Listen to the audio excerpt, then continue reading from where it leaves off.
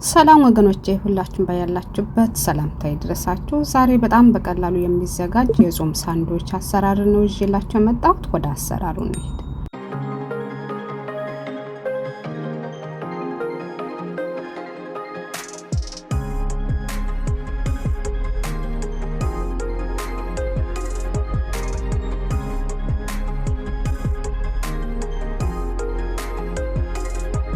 በመጀመሪያ እዚህ ጋር ግማሽ የአጃ መጠጫ የባቄላ ክክ አዘጋጅቻለሁ። አጥበውና በውሃ ለ12 ሰዓት ያክል ዘፍዝፌ ያቆየዋለሁ።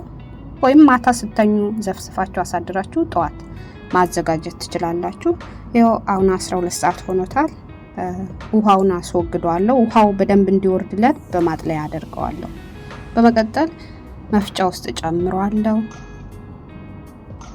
እዚህ ጋር አንድ አነስ ያለ ቀይ ሽንኩርት ልጬ አጥቤ አዘጋጅቻለሁ። እንዲሁም 3 ፍሬ መካከለኛ ነጭ ሽንኩርት ልጬ አጥቤ አዘጋጅቻለሁ። ነጭ ሽንኩርቱ እንደዚሁ እንዳለ ጨምረዋለሁ። ቀይ ሽንኩርቱ ደግሞ ከተፍ ከተፍ አድርጌ በቢላ በዚህ መልኩ ጨምረዋለሁ። በመቀጠል እዚህ ጋር የድንብላል ቅጠል 2 አይነት የድንብላል ቅጠል ነው ያዘጋጀሁት። ከሌላችሁ አንዱን ብቻ መጠቀም ትችላላችሁ። ሁለቱም ማታገኙ ከሆነ የተወሰነ ጣዕማቸው አንዱ መረር ይላል፣ ጣዕማቸውም ይለያያል። አንዱ ጠንከር ያለ አንዱ ደግሞ ለስለስ ያለ፣ ከለራቸውም የተወሰነ ልዩነት አለው እና የሆነ ያክል ልዩነት አላቸው ከጣዕም ጀምሮ። እንዳልኳችሁ ካገኛችሁ ከሁለቱም አነሳ አነሳ አድርጋችሁ ይህንን የሚያክል ጨምሮ፣ ከሌላችሁ አንዱን ብቻም ይሰራል። እንደዛም አድርጋችሁ መጠቀም ትችላላችሁ ወይም መስራት ትችላላችሁ። በመቀጠል ሩብ ሻይ ማንኪያ ቤኪንግ ፓውደር ጨመርኩኝ። እንዲሁም ግማሽ ከሩብ ሻይ ማንኪያ ጨው ጨመርኩኝ። በመቀጠል ግማሽ የሻይ ማንኪያ ከሙን፣ በመቀጠል ሩብ ሻይ ማንኪያ የድንብላል ዱቄት፣ በመቀጠል ግማሽ የሻይ ማንኪያ ቆንዶ በርበሬ ጨመርኩኝ። ከዛ በደንብ ፈጨዋለሁ።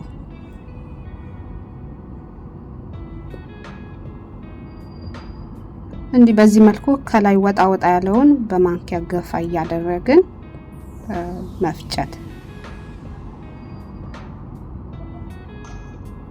አሁን በደንብ ፈጭቼዋለሁ። እዚህ ጋር እቃ ውስጥ ከጨመርኩት በኋላ 100 ግራም የሚሆን የደረቀ ዳቦ ጨምሬያለሁ። ከሌላችሁ ወይም መጠቀም ካልፈልጋችሁ መተው ትችላላችሁ። ካለ ግን ወይም መጠቀም ከፈለጋችሁ ብጨምሩበት በደንብ ያጣፍጠዋል።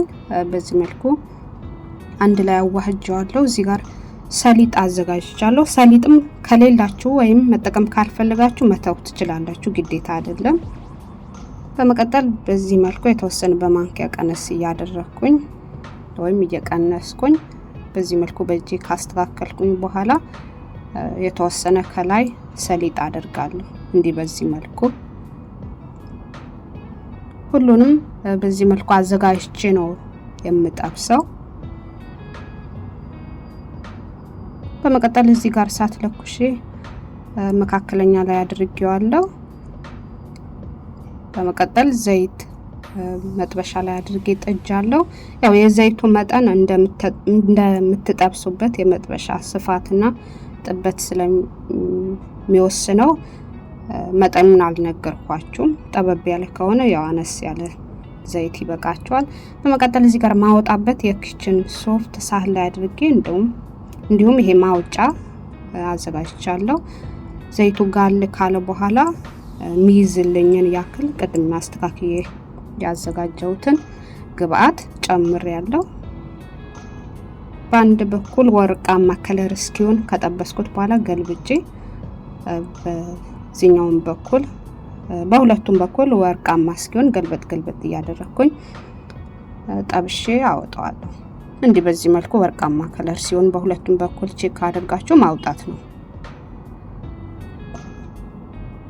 ሁሉንም ባሳየዋችሁ መልኩ መጥበስ ነው። እዚህ ጋር ታምሶ የተፈጨ ሰሊጥ አዘጋጅቻለሁ። ያያችሁትን ያክል ሳህን ላይ ከጨመርኩ በኋላ ግማሽ የሾርባ ማንኪያ ቪኔገር ወይም ማቼቶ ጨምሬያለሁ። እንዲሁም አንድ ያነሳለ ሎሚ ግማሹን ብቻ ጨምሬያለሁ። እንዲሁም ትንሽ ጨው ጨመርኩኝ።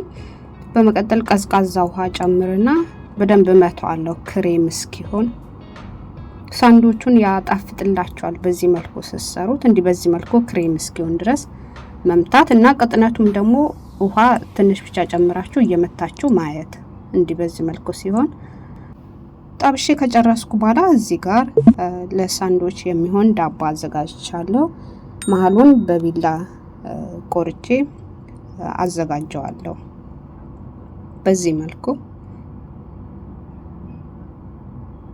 በመቀጠል የሰሊጡን ክሬም የተወሰነ ከስር ካደረኩኝ በኋላ እዚህ ጋር ኪያርና ቲማቲም አጥቤ ከትፌ በዚህ መልኩ ከትፌ አዘጋጅቻለሁ። እሱን የተወሰነ ከሁለቱም አደርጋለሁ።